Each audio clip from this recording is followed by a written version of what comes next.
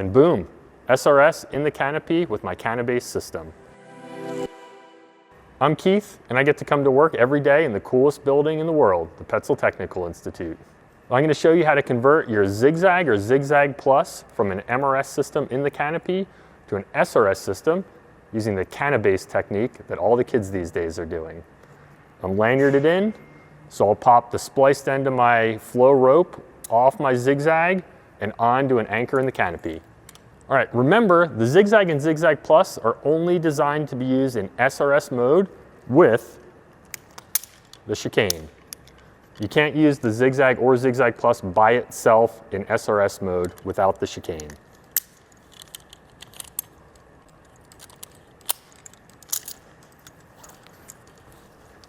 And boom, SRS in the canopy with my canabase system.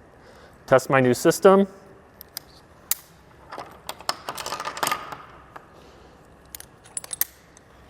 And I'm ready to go with my stationary rope system. With the chicane on the rope in SRS mode, your body weight is shared between the friction chain of the Zig Zag and the bend in the rope through the chicane, and it provides the smoothest experience you've ever had on descent. Pick it up at CherylTree.com.